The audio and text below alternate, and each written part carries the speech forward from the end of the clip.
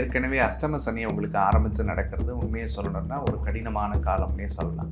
கிட்டத்தட்ட இந்த ஒரு 5 மாதம் மனசளவில் உடம்பளவில் உடஞ்சி போயிருப்பாங்க. இந்த வக்ர சனி அதிலிருந்து எல்லாத்துக்கும் விடுதலையை தரப்போகிறார்.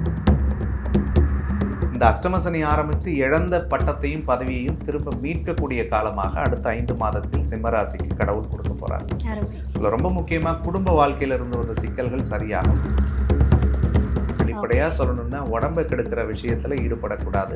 7 ராகு 8 சனி இருந்துச்சுன்னா பர்சனல் அண்ட் ஃபேமிலி லைஃப்பை கெடுக்கிறதுக்கு தான் முயற்சி பண்ணும். ஒரே வரியில் சொல்லணும்னா யாரை நம்பியும் உங்களுடைய அந்தரங்க விஷயங்களை பகிர்ந்து கொள்ளாதீர்கள்.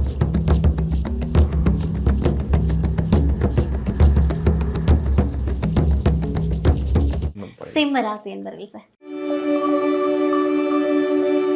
இந்த சிம்ம ராசி என்பவர்களுக்கு சனி பகவான் வக்ரம் ஆகிற டைம்ல என்ன மாதிரியான விஷயத்தெல்லாம் நிகழ்த்த காத்திருக்காரு? சிம்மராசிக்காரர்களை பொறுத்த வரைக்கும் ஏற்கனவே அஷ்டம சனி உங்களுக்கு ஆரம்பித்து நடக்கிறது உண்மையை சொல்லணும்னா ஒரு கடினமான காலம்னே சொல்லலாம். கிட்டத்தட்ட இந்த ஒரு 5 மாதம் சிம்மராசி யாரை கேட்டிருந்தாலும் மனசளவில் உடம்பளவில் உடஞ்சி போயிருப்பாங்க. தெளிவான முடிவுகளை அவங்களால எடுக்க முடியாமல் இருந்திருக்கும். தேவையில்லாத மனக்குழப்பத்துக்குள்ளே மாட்டிக்கிட்டு கஷ்டப்பட்டவங்களும் அவங்க தான். குறிப்பாக வேலையில், தொழிலில், பட்டம், பதவியிலலாம் அவங்களுக்கு பலவிதமான சிக்கல்களை கடவுள் ஏற்படுத்தினார்.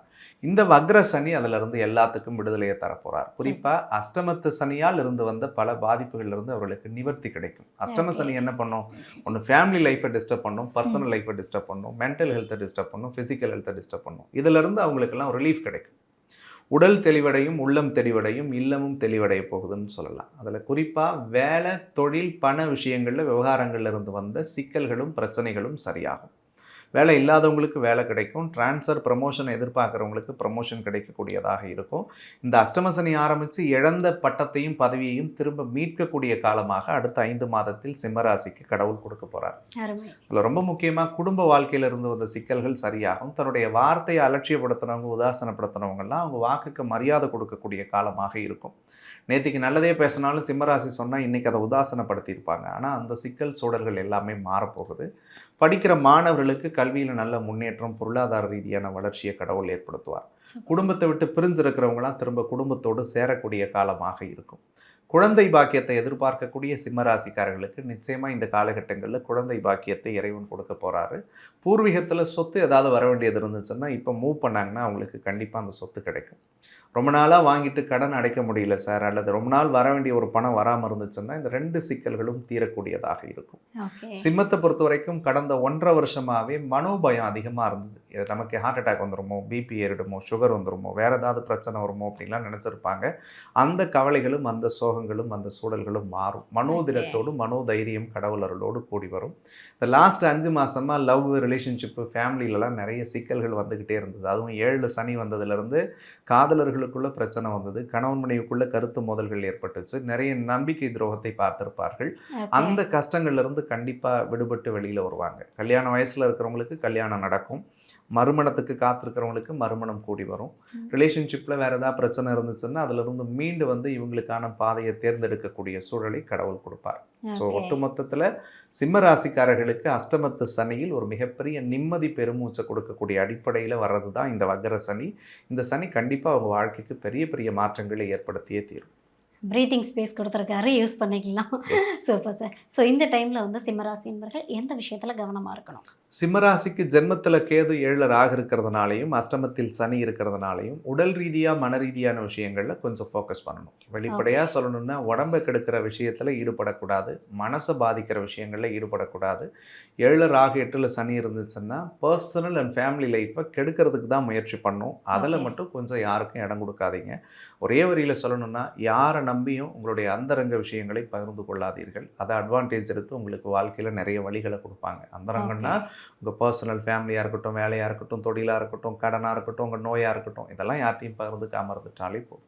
ஓகே, பர்சனல் லைஃப் பற்றி எதுவுமே ஷேர் பண்ணக்கூடாது. ஓகே, ஸோ இந்த டைமில் வந்து சிம்மராசி என்பவர்கள் எந்த கடவுள் வழிபாடு எடுத்துக்கிட்டால் சிறந்ததாக இருக்கும்? ராசி அதிபதி சூரியனாக இருக்கிறதுனால சந்திரனோட கேது சேர்ந்து சந்திர கிரகண தோஷத்தில் சிம்மராசி மாட்டிக்கிட்டு இருக்கிறதுனால சூரிய பகவானுக்குரிய வழிபாடு அவர்களுக்கு சால சிறந்ததாக இருக்கும். ஓகே. காலையில் எந்திரிச்சோடனே அதிகாலையில் சூரிய நமஸ்காரம் பண்ணிட்டு வாழ்க்கையை தொடங்குங்க. வாழ்க்கையில் இருக்கக்கூடிய எல்லா கவலைகளும் மாறும். முடிஞ்ச வரைக்கும் ஏதாவது தானங்களை செய்கிறதுக்கு முயற்சி பண்ணுங்க. அஷ்டம சனியோட கர்ம பலன்களை அது நிச்சயமாக நிவர்த்தி செய்யும்.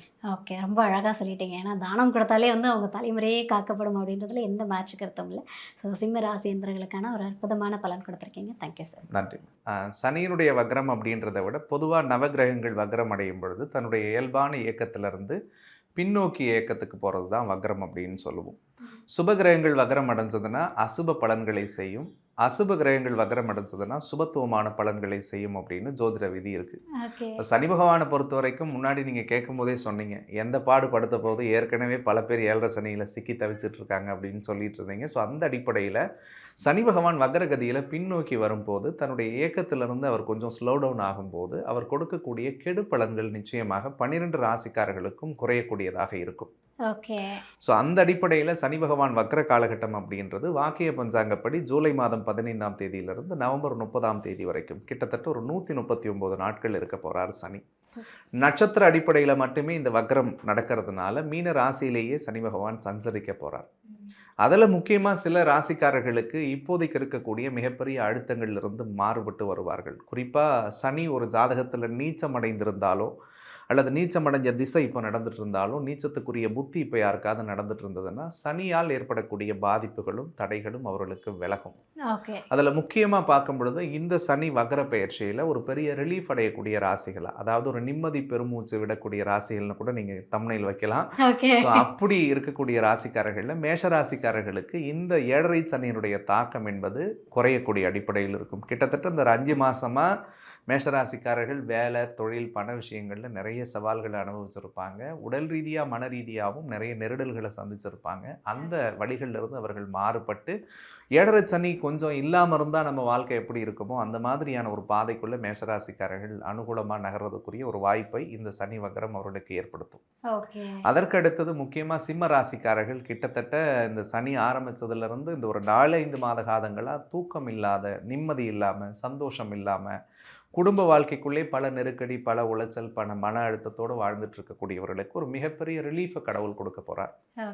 நிறைய பதட்டமும் பயமும் குழப்பமும் சிம்மராசிக்காரர்கள் மனசில் இருந்துகிட்டே இருந்தது. எந்த முடிவுகளை கூட அவங்களால தெளிவாக எடுக்க முடியாமல் இருந்தாங்க. அந்த கவலைகளிலிருந்து மாறுபடக்கூடிய ஒரு அற்புதமான காலம்.